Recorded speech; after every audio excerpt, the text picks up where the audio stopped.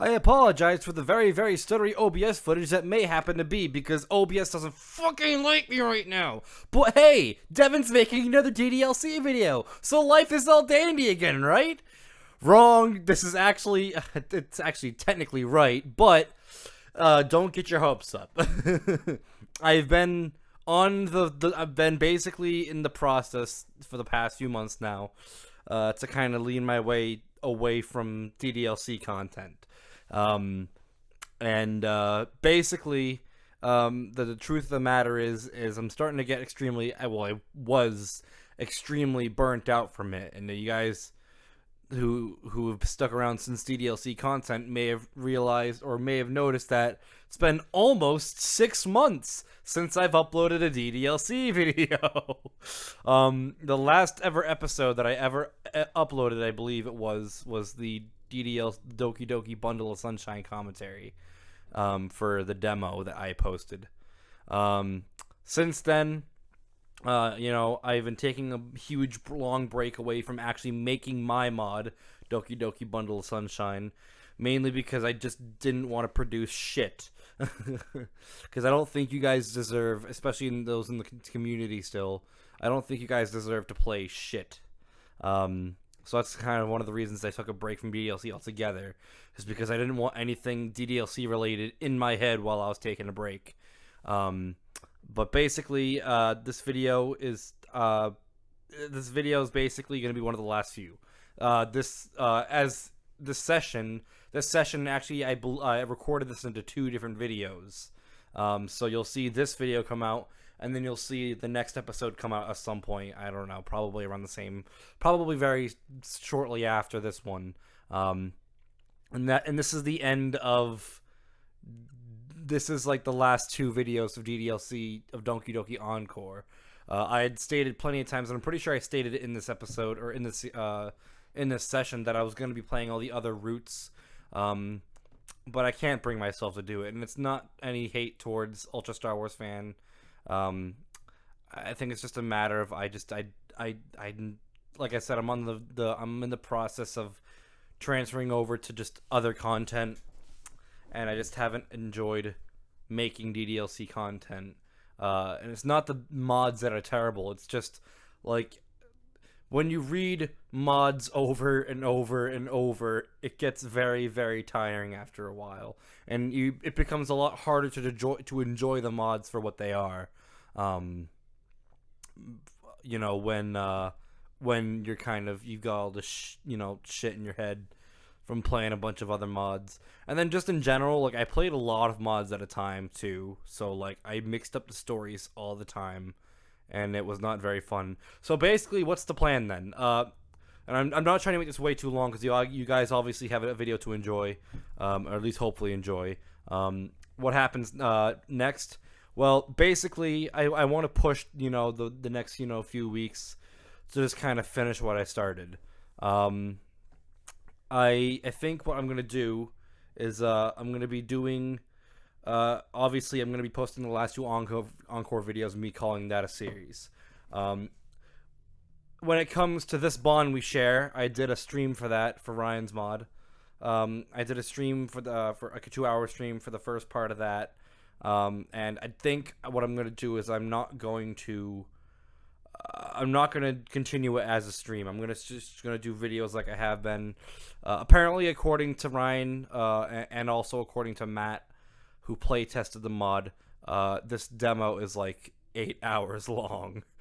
So, I think I'm gonna go back to like the hour-long episodes to try and get it bumped out in as little parts or as little episodes as possible. Not to try and rush it or anything, because I'm sure it's a great mod, but I've got nothing to look forward to at this point, because a lot of the mods I was looking forward to have been either on hiatus or canceled completely, and that includes this bond we share. He had stated that the mod is no longer being worked on. It's dead. He claims that he's going to delete the server at any point. So basically, I want to just finish up the mod demo for what it was, and then call that series an end as well.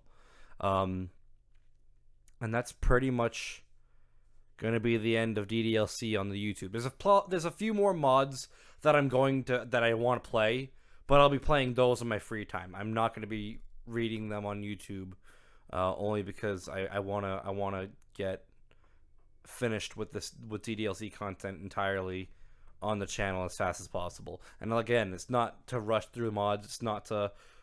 It's not giving hate to any of the creators, or at least I'm not trying to offend anybody. But I've just been very burnt out. I need to leave. So basically, after I'm done finishing all the mods that I want to finish on the channel, the only thing left that I'm gonna be doing DDLC related wise is finishing up the mod. Once I come back to working on it, I'm gonna be finishing up my mod, and then I'll stick around for feedback, and then that'll be the end of me. That'll be the end of ThatChildGamer's reign in the DDLC community. So that's about it. Without further ado, enjoy the video. Damn, the last time I played was September 30th. What the fuck?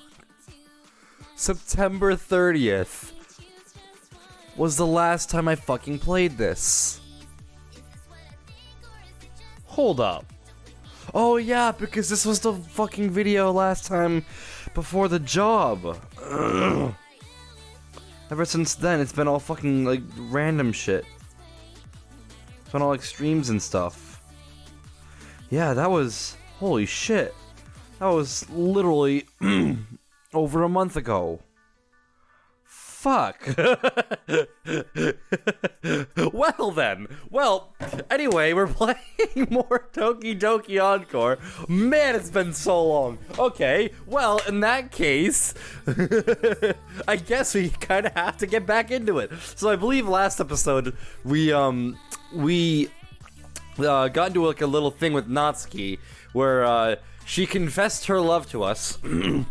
And we rejected it to stay true to Sayori, because this is the Sayori route. And she didn't take it very well. Very well. Well, we're going to see the outcome of that. I think we saw a little bit of the outcome already. But anyway, we're going to see the outcome of it today, or just the majority of what happens afterwards today. I don't know when the actual Sayori route ends. But I mean, honestly, like, I plan to do all 4 routes because I said I would do that, when the demo rolled around. Because I said in the demo I was going to play all 4 routes in the demo, but I genuinely ended up not doing it for some reason. I think after Sayori's route was over, I just ended it there. And I decided to save it for the full release, and here we are in the full release, and I want to do all 4 routes, so I don't know when Sayori's is going to end. Hopefully soon, so we can start working on the next, the next person we decide to choose, which will probably end up being Natsuki, because she's my second favorite. So, I slowly opened my eyes, expecting the same rush of pain to hit me like a freight train. Unexpectedly, as I lay in bed waiting for the inevitable, I feel fine. I don't know what happened. What happened last? What happened? Is he, like, in pain? Is he sick? Is he... What is... I don't remember half the shit that happened.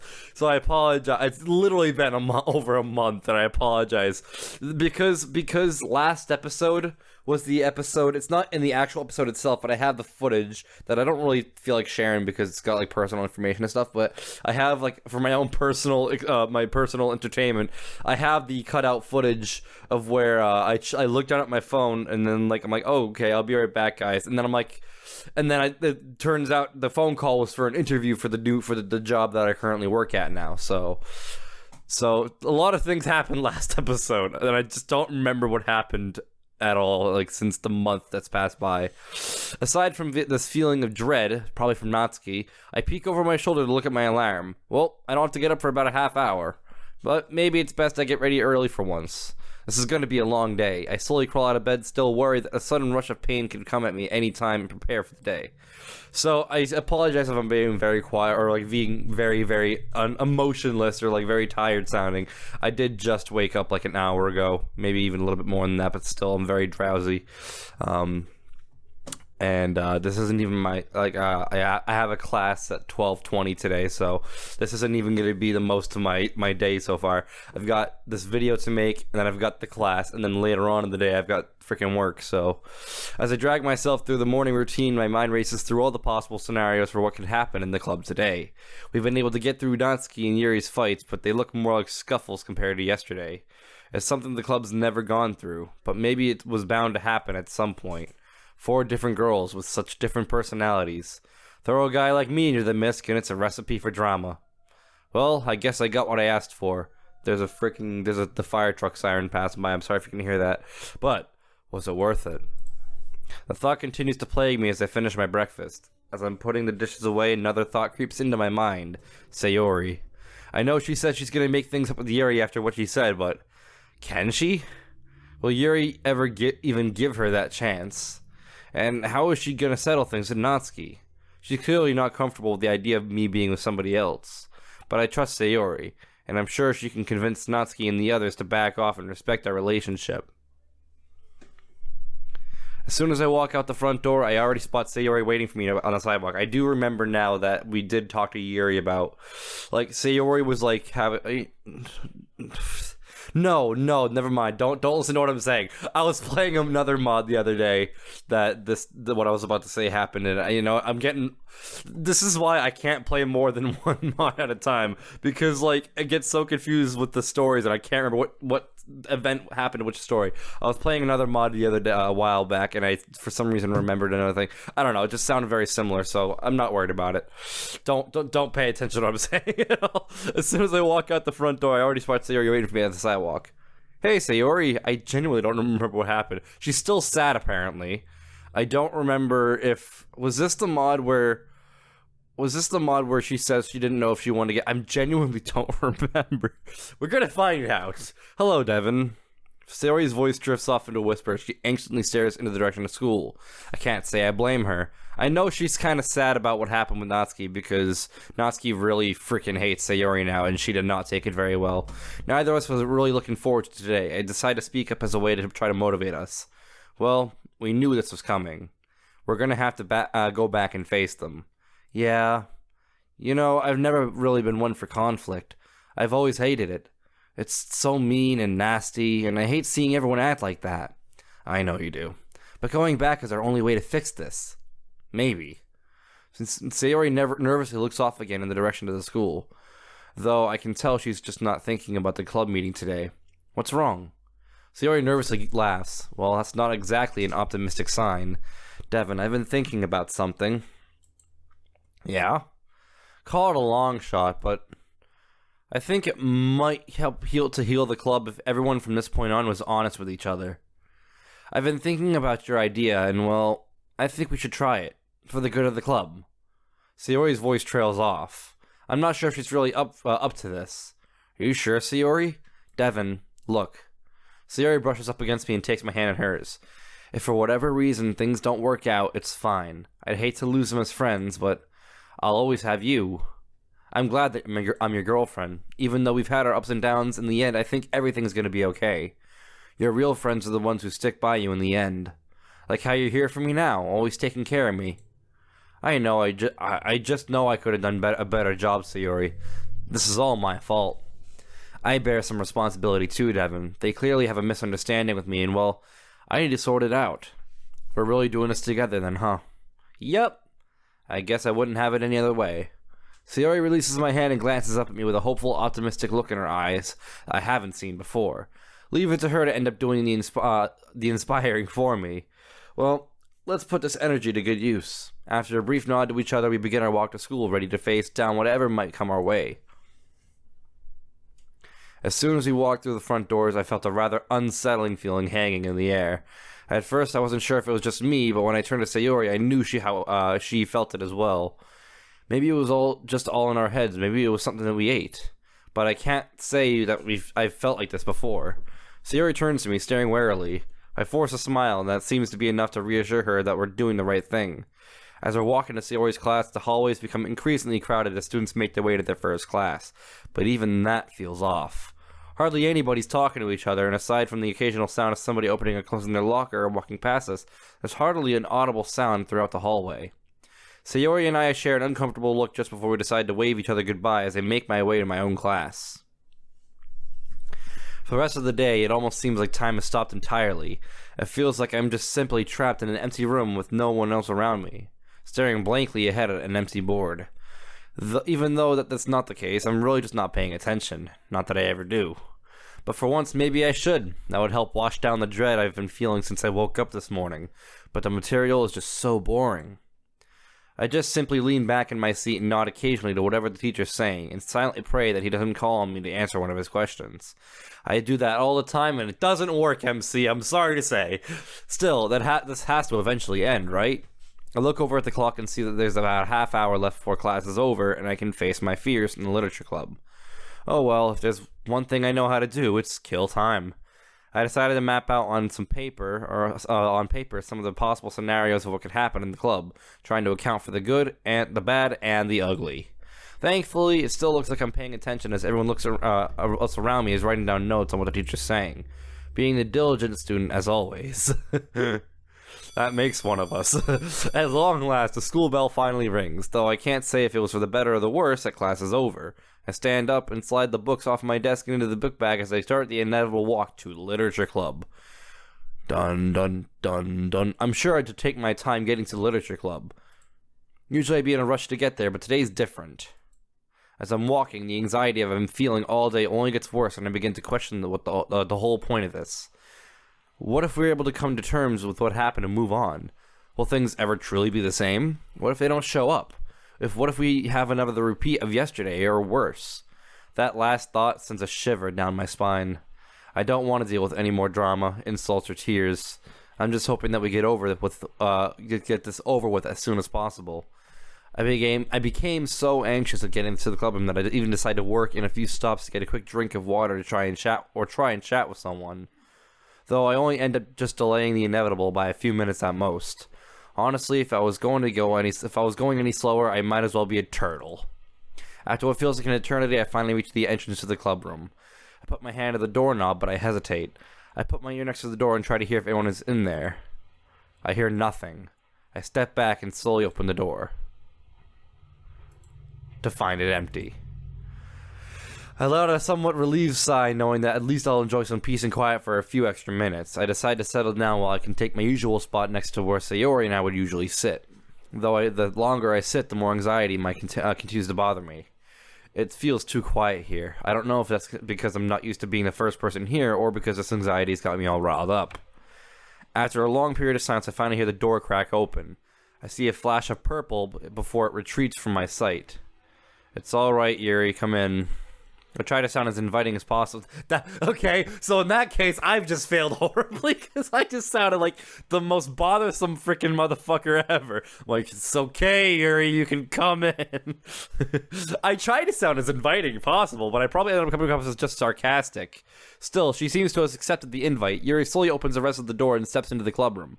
We struggle to make eye contact with one another, let alone speak to each other. Hello, Devin. Hey, Yuri. Yuri carefully sets her stuff down, but she doesn't sit.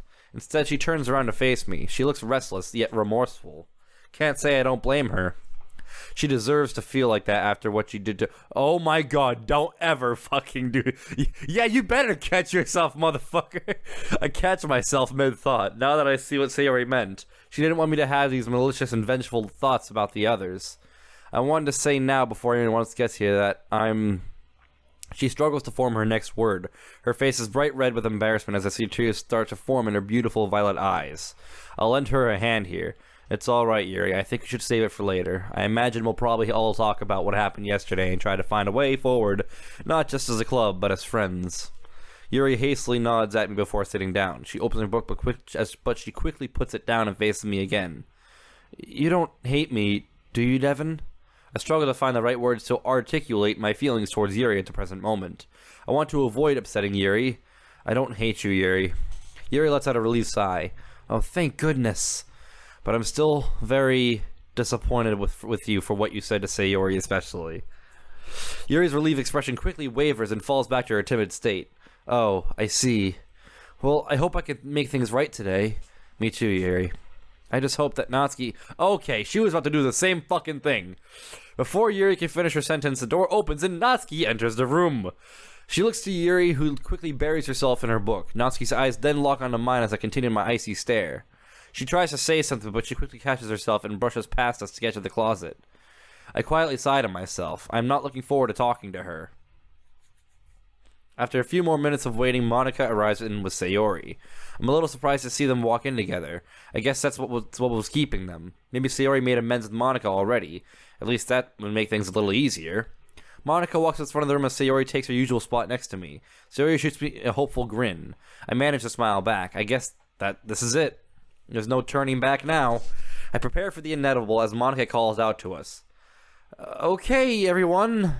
She says that far less enthusiastically than she normally does. I detect a hint of sadness in Monica's voice. She looks like she really wasn't looking forward to today either. Yuri and Natsuki turns their attention to Monica. We all need to talk about yesterday. Everyone, please take a seat in front of the room. The four of us gingerly walk to the front of the room and each take a seat in the front row. Monica slowly paces the front of the room, letting out a long sigh. What happened yesterday can never happen again for this club. I somehow managed to feel even more unsettled by Monica's words. For whatever reason, my anxiety keeps spiking every time she talks. Maybe it's just the guilt. I glance at the others who are all looking down at the floor in shame. Something must be done about this. Monica then stops pacing and is now directly in front of me. The room is dead quiet. She forms her signature smile at me. Don't fucking do that, Monica! This is not the fucking time! But rather than feel welcome or reassured, I only continue to feel more anxious. So, I think it's important that we're all on the same page going forward. Given that we were all arguing about Devin yesterday, and our bickering made him walk out on us. I feel everyone's eyes focus on me. I think it's only fair for him to voice his thoughts on yesterday before anything else is said. Right. I really don't know what to say here. And what's there to say? They were all being jerks to each other yesterday. They know it. But what I say next could very well determine if this club continues to stay. I'm going to save, because that might be all on me, honestly. And if it's time to finally come to terms with my feelings, I take a moment to collect my thoughts for letting out a sigh and finally starting. Look, okay, so we don't have to choose. We're good. At least I saved. Look, the truth is, I'm in love with Sayori. One by one, the girls shoot either an irritated or dejected look at me, but Sayori only smiles as she holds back tears. I really don't think that there's any... She looks fucking... You can't see it because my face cam's in the way, but she is fucking mad. Holy fuck. I really don't think that there's anything that's going to change that. I chose to be in this relationship with her, not to spite any of you. My voice starts to break, but because I've come to realize lately, I love her and she needs me now more than ever. I turn to Sayori, signaling for her that it's her turn to speak. Right. Sayori promptly stands up. She shakily breathes in and out. I can't fucking read in the morning. I'm sorry. Tears welling in her eyes. Everyone, the thing is, Sayori looks at Monica and then to me, Natsuki, and finally to Yuri. Monica manages an uneasy grin as Natsuki and Yuri continue to look on Sayori. I didn't realize how hard this would be for Sayori to come out about her depression. Maybe we should have just had a dry run. I give Sayori an encouraging nod. Come on, Sayori, you can do this. I can't do this. Sayori bolts out of her seat and rushes out the door past Monica, loudly sobbing. Crap. I quickly turn to Monica. Wait, was she fucking... She was fucking smiling! What the fuck? Monica's grin quickly evaporates. That's so fucked... Was that because... Oh my fucking god, that was so messed up. Let me go after her, please. Monica sighs. Go for it. Monica says irritably, what the hell is up with her? Oh well, I'll deal with it later. Just as I'm about to run after Sayori, I feel someone grip on my arm. It's Natsuki. Wait! I brush Natsuki's arm off of mine and turn directly to face her. I'm not very good at this. What are you talking about? Natsuki's voice starts to break. She shuts her eyes in an effort to fight back tears. It ultimately proves futile as tears start running down Natsuki's cheeks. She finally lets it all out. I'm sorry, okay? I'm sorry for trying to take you away from Sayori. I'm sorry for saying all those things I shouldn't have. I'm sorry for hitting you. I'm sorry for everything. I stopped for a minute, taking in what Natsuki had just said as she stands in front of me on the verge of total breakdown. Natsuki. Yeah? She sniffles at me. I'm not the one you need to apologize to right now. Natsuki's expression turns to shock. Before she can properly react, I turn to head straight for the door. Just as I exit the room, I hear her cry out to me. Devin, wait! Let me... The door shuts behind me. I'll deal with her later. I gotta find Sayori. Sayori? Sayori? Where are you, dummy? Damn it! Where could she be? I wander up and down the halls aimlessly, looking for any sign. There has not been a single hint of music, by the way, in this entire day so far. Just so you guys know, like that's how tense this is right now, because just no music. Looking for any sign of her. Eventually, I stumble upon an open door to one of the classrooms. I can hear someone sniffling and sobbing in there. Yep, that has to be her. I quietly enter the room, gently closing the door behind me. As soon as I get in, I see Sayori curled up in the corner. I carefully approach and quietly call her name. Sayori? Sayori slowly looks up to face me. I can't do it, Devin. I'm too weak. I kneel down next to Sayori. No, you aren't, Sayori. And there's the music. Sayori stares at me with her glossy eyes. Huh? In fact, you're the strongest person I know. How? Sayori's voice shakes uncontrollably as tears continue to stream down her face and fall onto the floor. You probably don't even think I'm that ready to handle this sort of relationship with you, Devin. I wouldn't blame you if you didn't want to see me for a while. I don't know what I feel anymore. I don't even know if I should be here. Maybe I need more time to clear my head. I don't have the guts to face my problems right now. I don't want to leave Sayori unattended, but maybe she needs a moment to calm herself down. Isn't it my job to be there for her in time of need? Is it gonna make me choose again? Yep, at least it gives me the option too, so I honestly don't think, in this kind of scenario, like, it's really hard to choose, because, like, it depends on the scenario. Like, we know that Sayori has depression, and that she could pretty much do anything to herself at any given point in time where somebody's not watching her, but at the same time, if you weren't to know that, sometimes it is just, even if you do sometimes it's better just to, to give them the space they need to kind of, be with their own thoughts for a while.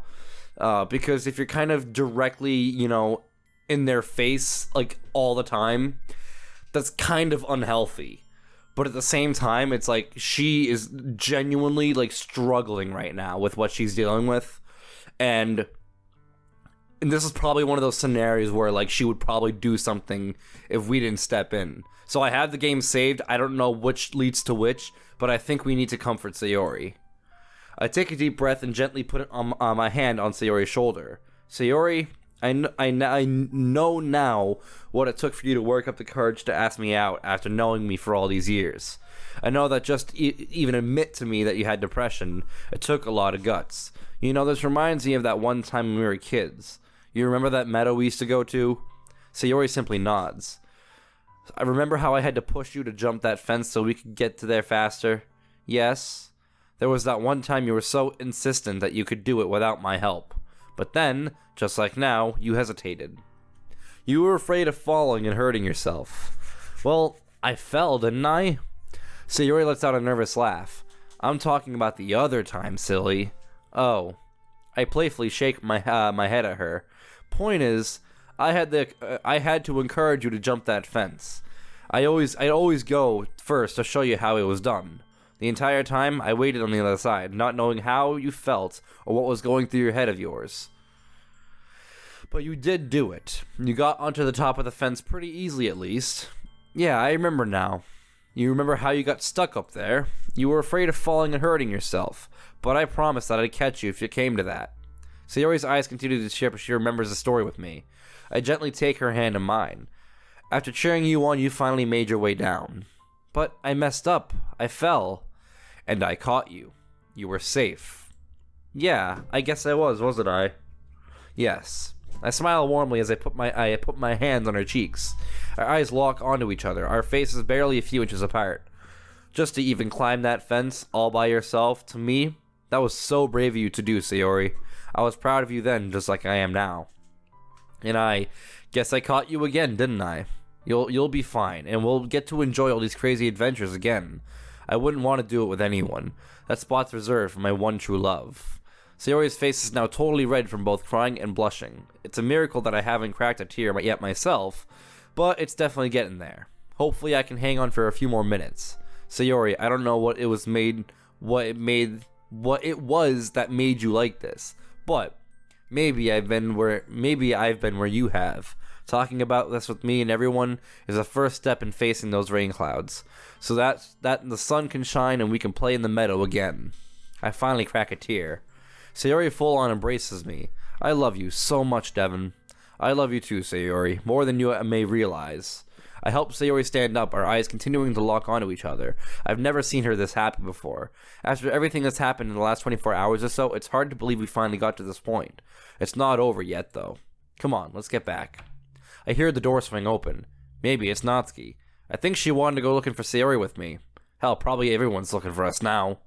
How long have you been gone for? It's alright, Natsuki, I found her. I turn around and I'm surprised to see who is standing at the door. It's not Natsuki. It's not even you. It's fucking Monica. It's Monica? And she's fucking smiling again. Why the fuck is she always smiling? That is so devious. Why is she always smiling at the worst times? Sayori and I stagger back, surprised at Monica's sudden entrance. I shake off my nerves and speak up. Oh, hey, Monica. I didn't know you were going to look for us. I was looking for you. No!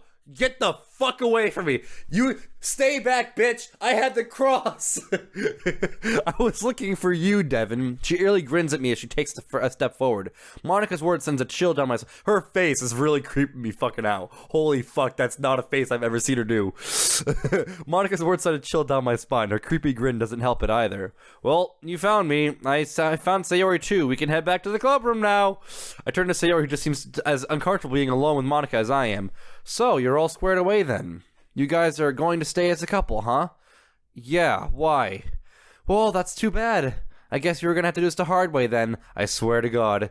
Sayori and I stare at each other in confusion. The hard way? What are you talking about? Oh, what the fuck? What the fuck? Out of nowhere, a thunderstorm rolls up on us. What the hell? Wasn't it just sunny a minute ago? The next thing I know, it's a nightmare, and all the stuff in the classroom has vanished. Oh, fuck. Oh, fuck, this is not okay. Not only that, but we're all standing in different spots. Guys, what's going on? I'm scared. I turn to Monica, who's standing completely still in the middle of the room with her eyes closed. Monica? She doesn't respond. Monica! I say loudly. I reach my hand out and pull on Monica's shoulders. Monica, are you alright? I put my hand on Monica's shoulder and she doesn't respond. Didn't quite get me, ha! I immediately fall backwards and scurry away from I was expecting that to happen. I was expecting some sort of jump scare, so that one didn't actually get me. I remember back in New Eyes, at the end of Act 1, that really scared me. This, though, I was prepared for. I wasn't prepared for New Eyes. I looked up at Monica to see her eyes glow an emerald green as she stands before us motionless. Sayori cries out for help as loud as she can. Scream all you want, it won't save you. Monica teleports right next to Sayori and tightly grabs her shoulder. Sayori again yells in pain as she's forced to her knees by Monica. Meanwhile, I find myself in the back of them, unable to get up or speak. What the hell is going on? What is this? Sayori tries to fight to get Monica off of her, but she seems to be frozen in place. I've waited a long time for this. And she's gone. Without warning, Sayori's body is broken apart into little pieces that repeatedly revolve, wow, I can't read, around themselves midair. I honestly can't believe what I'm seeing. This can't be real. This has to be another dream. Me. Sayori disappears into nothing, leaving Monica and I alone in the room together again. Only the room that seems to have changed yet again. I'm now sitting in a chair facing Monica, who is still staring at me through her glowing eyes. I look out the window to see that it's no longer raining or sunny out, but it looks like space? I look back at Monica, who still maintains her blank stare. I'm getting out of here. I don't know how, but I managed to force myself out of the chair and sprint to the doorway. However, surely enough, the door slams in my face as soon as I get there. What the hell? I go to turn the doorknob, but it's jammed shut. This has to be some kind of joke. I try pushing the door open, but it won't budge. What the fuck is going on? I turn around and see that Monica is slowly walking towards me. I begin pounding on the door, screaming for Natsuki, Yuri, or anyone to help me. The closer Monica gets to me, the more lightheaded I become. I can't really quite read it very well. I can't see straight. I can't see straight either. My breathing becomes ragged as I feel splitting pain in my head. I think there's blood in my eyes. Monica towers over me, the emerald green light glowing in the place of her eyes. She slowly outstretches her hand to me. No, stop, get away from me. Get away. I slowly lose my consciousness as I feel Monica's cold hand grab my throat. I begin to feel as if everything in my body is rushing to my throat. I would vomit, but my stomach feels entirely empty and my throat numb to the point where I can't even tell if it's still there. I try louder to cry for help, but not even a squeak comes out. My lungs are on fire, begging for me to take a breath. I can't feel my arms and legs. My head is spinning at the millions of miles an hour. It feels totally weightless. My vision is filled red and blood. I try to look to see if there's anything I can use to defend myself, but my eyes won't stop looking at Monica's. I can't feel my arms and legs. My nose will not stop itching me. I can't feel my arms and legs. They've gone completely numb. It's no use. I can't do anything. So this is what it feels like to die. I finally lose consciousness, but the last thing I see before everything goes dark is Monica's glowing green eyes. I'll see you soon. I just need to run a quick little errand. Yes? No? As I regain consciousness, I'm greeted by a sharp pain in my forehead. Ugh! This pain's almost unbearable. I stand up slowly, clutching my forehead in an attempt to nurse a stinging pain. What just happened? I groggily open my eyes. What the hell? Where am I? What is this? I look around in all directions, but as far as the eye can see, there's nothing but black, empty space. Hello? Hello? Oh, that's just my echo, okay. Hello? Hello? Hello? I hear nothing but the sound of my own voice echo into the oblivion. How did this happen? What even happened? Everything was normal just up until a few minutes ago. Up until... Suddenly I hear something walk towards me. I'm able to make out a dark silhouette. I think I recognize that outline. Hello? The figure finally comes into my view. It's Monica. Oh good, you're awake. I really hope I did it right this time. And I believe I owe you an explanation. I look at Monica, startled and confused. Monica, what is this? Where are we? What did you do? Monica waves her hand at me to calm down. It's okay, we're safe. How is this safe? We're in what I'd like to call as the void, Devin. It's my home. It's where I go when I'm not needed. I take it you recognize it. I look around once more, but all I see is black, empty space. None of this is possible. I have to be dreaming right now. But this does all seem familiar. I've seen this place in my nightmares. I look back at Monica, who is waiting for me to answer. I simply nod back to her and to indicate that this is indeed all familiar to me somehow. Good. I was worried that I messed it up again. I guess I'm really starting to get the hang of resets. Resets? Monica, what the actual fuck are you talking about right now? 1 minute we're at school, then the next thing I know you just knock me unconscious with your weird glowing eyes. What are you, some sort of god? About all that. First, let's all calm down. I know it's a lot to take in. I'm speaking from experience on this one. But I'm definitely not your normal little schoolgirl, Devin. No, I'm beyond such labels. Actually, it's one of the few things we have in common. How could we possibly have anything in common? In a sense, we're both real, Devin. I take a step back from Monica. Has she lost it? Yes, we're both real, Devin. Well, I should say that I'm real. You're a bit of a tricky case. What are you saying? Well, I've been talking past you this entire time, not at you. I've been talking to the lovely person behind the screen who controls you. Are you saying that I'm controlled? Monica lets out a hysterical laugh. Her laugh echoes throughout the void, being carried off into the distance until nothing is more distant echo before it can't be heard anymore at all. Oh please, you're not even a character, Devin. You're an avatar for my beloved. Just a projection of themselves onto a blank and boring canvas. Unfortunately for you, you barely exist at all. But you're as real as I can get right now. You're the closest I can get to the person who controls you behind the screen. Who is this person that supposedly controls me, Monica? I have no idea what you're talking about. Monica lets out a sigh. Devin, the world in which we know is a video game. A visual novel, to be exact. Everything except for us is a pre-programmed manufactured of a series of code that lets life as we know it go on. Essentially, everything we know and what we've supposedly lived through has been a lie. Our memories, I can't read, I'm sorry, are a lie. Our families, teachers, and friends don't exist. They're just imaginary. Even our school is fake. It's just a convenient little setup so that you get to meet us. When the reality is, it's just a fake little backdrop to hide this place from the player's eyes. The player, aka you, was supposed to form a romantic relationship with either Sayori, Natsuki, or Yuri, and I was just supposed to sit back and let it happen. I can only advise you on what to do and give you some tips on how to navigate this world, but I wasn't gonna let it happen. So, I did the only thing I could do. I intervened. I decided to push some things along, so that we could ultimately end up together.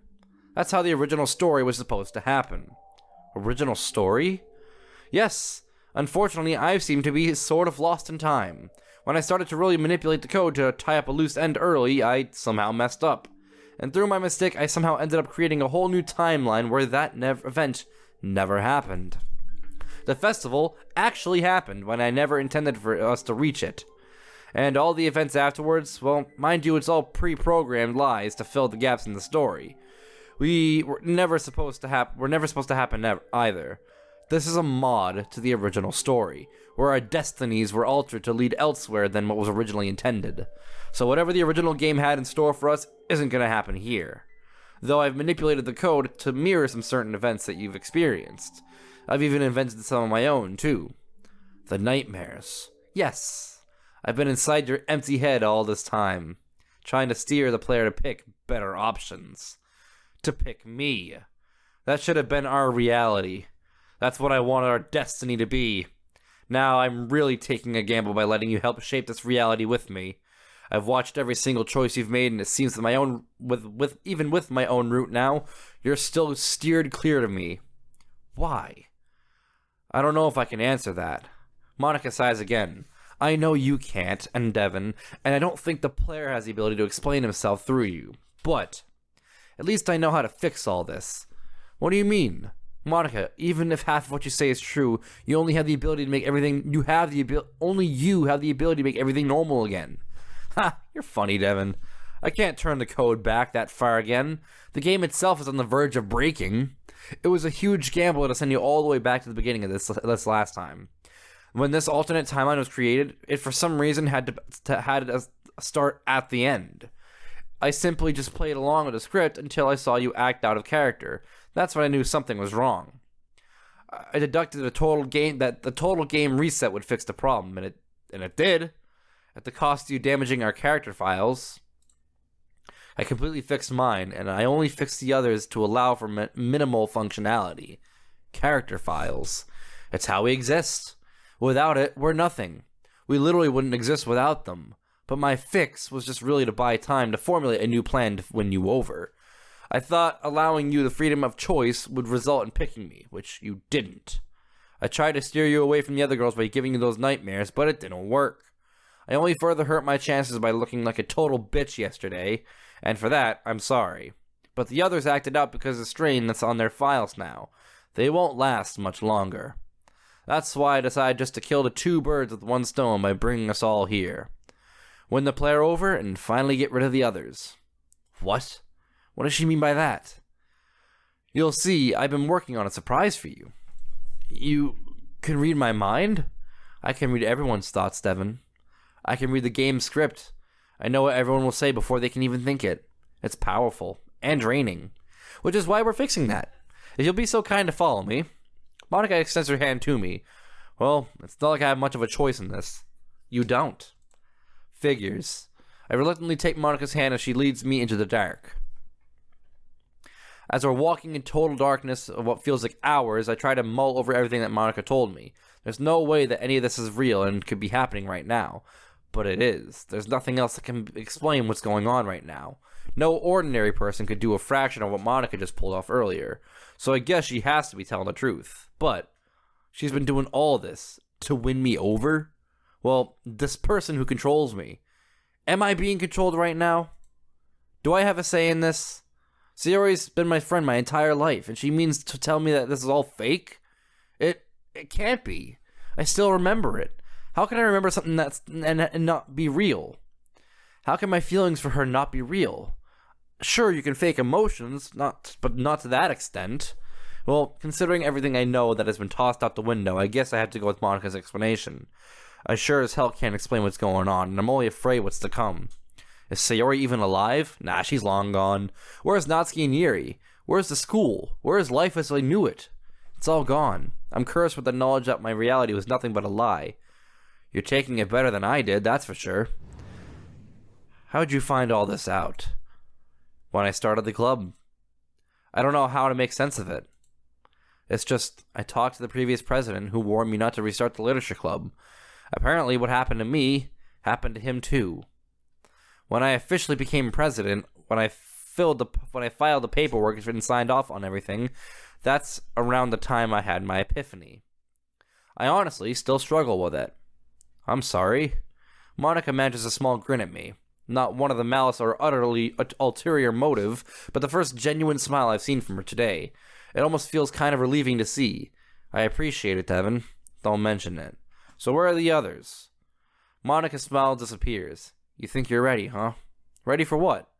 You've been thinking over what I said, and as improbable as everything sounds, it's real, Devin. I wish it wasn't. I don't belong here. I never did. You definitely seem like a fish out of water, that's for sure. Monika lets out another hearty laugh. Well, you've definitely become quite the poet over our time together. Maybe I was wrong about you, but I know you'll do an excellent job at representing the player. Monika winks at me, but I'm not sure if I was the intended recipient of that. Thanks. So what do we do now? We need to set them free. That'll at least buy us some time to figure out our next move to keep the game afloat. What does that mean? We need to delete them, Devin. They need to be totally removed from the game in order for us to survive here. We can't go back to the original game, and another reset will likely kill us all. Deleting the others will free up some space on the burden of the code's essential functions. It'll be easier for it to manage if it was just us with minimal surroundings. You mean to kill them? They wouldn't feel a thing, Devin. I can make it quick and painless. The only reason I haven't done it yet, if I did it without your approval, the player would search for answers, and that risks ruining the code if they change anything by trying to add them back. So I want to make sure that whatever happens, you're okay with it. I'm trying to avoid a repeat of what would have happened if I made control of the original game. What happened then? And how would you know what that happened? I had another epiphany. I got shown a reality where you turned against me and deleted me from the game for deleting the others without your approval. I stand shell-shocked at Monika's revelation, and she's only telling me this now? She's holding out to me. On me, I'm sorry. I swear it's the truth, Devin. The player knows what would have happened. I'm not trying to go against their wishes again. You're not doing a very good job, Monika. Monika, you realize what you're asking me to do, right? You're asking me to sign Sayori's, Natsuki's, and Yuri's death sentence. I can't do that. Then we're all dead.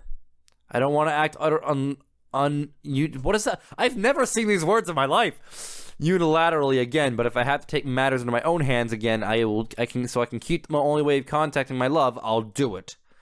Please don't make this any harder than it has to be. Even I've had some second thoughts about deleting them. They may not be real, but they're the ones who kept me somewhat sane through this ordeal. They're real to me, Monika. And I'm sure as hell that whoever controls me feels the same too. That's kind of fucked up. MC practically just said that I think that all the girls are real to me. That just makes me sound like a huge fucking weeb. Sounds like a wager then. If you're so confident that I'm gonna save the game because I have no doubt that they're gonna ask me what I think. If you're so confident, Devin, show us how much they truly mean to you. Not the MC, not the avatar, just the actual player. With a snap of her fingers, Monika spawns in Sayori, Yuri, and Natsuki out of thin air. All of them let out a collective cry for help. I quickly notice that they're being levitated off the ground. Monika, what are you doing to them? Just stop worrying about them. Worry about us. Remember that they need to be set free, Devin. We're doing them a favor. The longer they're alive, the more strain the code puts on their files, meaning the more suffering they go through. Shut up, you psychotic bitch. And she's gone. Monica snaps her fingers again, causing Natsuki to suddenly jerk her head to the left. Ow! Silence, all of you. Monica snaps her fingers again and Sayori's, Yuri's, and Natsuki's pleas for help come mute. Monica, this isn't right. You can't do this. Let them go. Now. Monica refocuses her icy stare on me. Letting them live would be a disservice, Devin. They aren't real. Are you really going to sacrifice our future just so 3 imaginary squirrel girls can continue to jeopardize our reality with their one-dimensional personalities? Think about it. If they live, we all die sooner or later. But if they die, we have a chance to live on and honor their sacrifice. And think of the other benefits too. A reality where it's just us. I know you've always been attracted to me, Devin. You want me. It's unfortunate that this is the way to win me over for good, but in this cruel, cruel world we live in, everything comes with a price. I guarantee that you'll forget them in a week. I'll treat you better than they can. And when I figure out how to cross over into your world, we'll be together forever and never be apart. But you have to make the tough decision to reap those benefits. I don't envy you. It's a tough call, but you have to do it. And if you don't delete them here and now, they can eventually gain sentience. They'll learn how to code like I have and destroy our world as we know it. Being separated from you would be sure, for me. I can't imagine a world where I can no longer talk with you. Please, I'm begging you. Please pick me. Do something for me for once. Let me be the one with a happy ending. You know what you're asking me to do. I look at each of the girls with a raging sense of guilt courses through my veins. I begin to shake as my anxiety kicks into overdrive. Can I really do it? Is Monica telling the truth here? Or is she manipulating me? Is she even telling me the full truth? And how many lies did she sprinkle in? It's now or never, Devin. No more saving. No more resets. No more time. Make your choice. A console is brought up before me. I've taken the liberty in crafting a code that should delete Sayori, Yuri, Natsuki all at once. It's already loaded in. All you have to do is press enter and I'll take care of the rest. If you don't, well, just don't make it come to that, please. Monica looks on in anticipation as I slowly walk up and examine the console. I let out a shaky breath as I look at I'm gonna save this again. I can enter in the code, I can try something else, or I can just walk away entirely from this. What do I do? What can I do? I don't want to walk away, I don't want to press enter, I'm gonna explore other options. There has to be something else I can do. As I look at the console, I notice that I have the ability to type in. What if I can enter something else entirely? Would that even work? Well, it's either that or Monica kills them. She may even kill me. Is something wrong, Devin? You know you're asking a lot from me right now, just give me a minute. Monica suspiciously stares at Sayori, Yuri, and Natsuki remain frozen in place. Each of their eyes are locked onto me, however. I can feel the fear within them. I face back to the console. Maybe there's something I can take away where I can take away Monica's powers, at least temporarily. But it's down to my best guess. If Monica says I'm some avatar for someone else, well, I'd really appreciate their help right now. What do we enter in? What would Monica make the code, assuming it even exists? Monica types the type of person to plan for backward contingencies. She has a long time to prepare for this. Maybe the code would have something to do with the girls of the club. That's all Monica has ever known. Looks like I'm gonna have to guess here.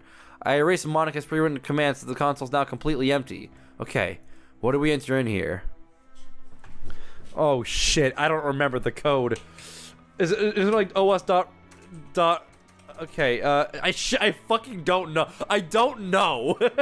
I don't know what I'm supposed to put in. Fuck. Shit. I wonder if I can't. This game is certainly gonna fucking crash. By the way, I'm glad I saved because I have to minimize my game because I need to see if there's any sort of like, you know, clue as to where the code is. Where is the code? Da da da da. Where is the code? I need the code. I need the code. Where is the code? I don't have the code. I genuinely need the code. I don't want to type in anything that's going to be wrong. Oh jeez. Oh jeez. Oh jeez. Oh jeez. Oh jeez. Oh jeez. Where's the code? I don't know the code. I genuinely don't know the code. Oh jeez. Oh jeez. Oh jeez. Oh jeez. I don't know. I don't know where the code is. How do I genuinely don't. Okay. Give me a quick minute. I gotta do a little bit of research here. I genuinely am not sure what I'm supposed to do.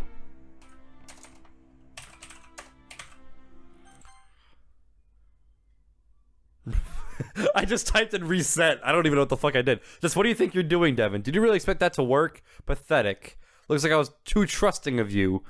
Now you forced my hand. Monica, wait, no. Okay, yep, that's it. You're dead. And you're dead. Oh god, I did the wrong thing. I couldn't find the code. I literally couldn't find the code. What the fuck was I supposed to type in? And now you're dead. So the player has betrayed me. You should know by now that you can't take away my powers. They're a curse and a blessing, which I'll have to use to destroy this projection. You kill me, you lose your connection to this person controlling me and any hope of you being free. Unfortunately, we're past any chance of that. The player refuses to see that Sayori, Natsuki, and Yuri aren't anything more than just a bunch of lines of code on the screen contorted to form an image. They're not real people, and because of the player's inability to see this, they have condemned us all to die. If that's what the player wants, to kill us all, to destroy everything, then so be it. I guess the player never loved me.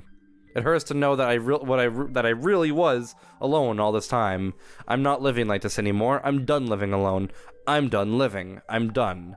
Monica? Fine. You win. You want everything destroyed? I can take care of that. Monica pulls the knife out from under her sleeve, but I'm killing this projection first. At least that way you won't get to see me destroy this place. No, Monica, you wouldn't. I try to turn and run, but I'm unable to move. Everything in me feels like it's frozen solid. No matter how hard I try to move my arms or legs, they won't respond to me. I'll make this quick. I just want to get this over and done with. Goodbye, player. I hope this is what you wanted. As the world around me fades into the darkness, the last thing I see is Monica slowly stepping towards me, sobbing loudly and visibly every step she took.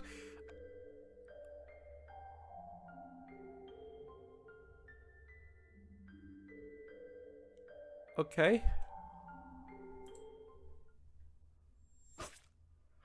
And okay. I just got stabbed.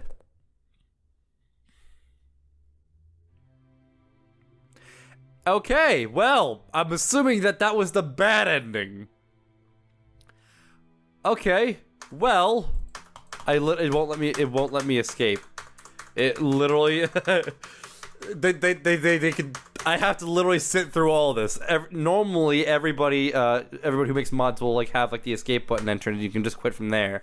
But nah, they didn't do this. Okay, well I'm almost certain that's the bad. While this is going, let me real quickly just research what do I put into the console.